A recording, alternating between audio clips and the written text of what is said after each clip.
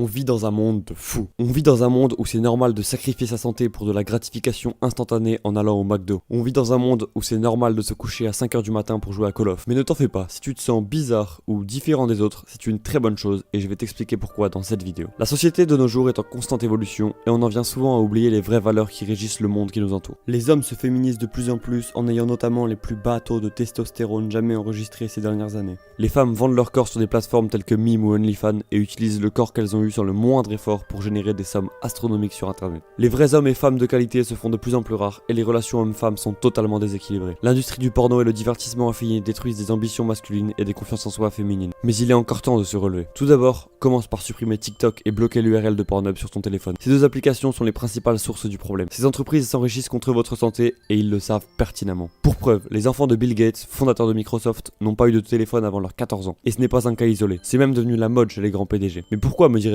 Car ces grands hommes sont au cœur de ces multinationales et connaissent mieux que personne les horribles rouages de celles-ci pour capter notre attention et détruire notre vie. Donc si tu veux changer maintenant, supprime les réseaux sociaux, c'est un conseil d'amis. Pour rentrer un peu plus profond dans le mécanisme, ces applications surchargent ton système dopaminergique, responsable du bonheur. La dopamine est une hormone normalement sécrétée lorsque tu as accompli une chose qui te rend fier et qui t'a demandé du travail préalable, d'où le sentiment de fierté. Mais de nos jours, TikTok et autres nous offrent de la dopamine presque en instantané grâce à de courtes vidéos qui défilent en continu. À l'inverse d'un réseau social comme YouTube où l'on prend le temps de choisir la vidéo que l'on souhaite visionner à l'aide du titre et de la miniature, TikTok nous impose des vidéos qui nous plairont forcément, car l'algorithme sait qu'elles ont marché avec des milliers d'autres utilisateurs avant nous. Cette gratification instantanée nous surcharge nos taux de dopamine et nous perdons suite à cela l'envie d'accomplir des tâches à long terme, comme lancer une chaîne YouTube ou démarrer une transformation physique. Des tâches qui ne montrent pas de résultats instantanés, mais qui nous rendent fiers après un certain temps. Des tâches qui demandent de la patience, qualité devenue extrêmement rare de nos jours. Mais des tâches qui au final t'offrent un bonheur durable et périn, contrairement aux gratifications instantanées qui t'offrent à long terme un sentiment de mal-être et une fatigue constante. Alors fais-moi plaisir,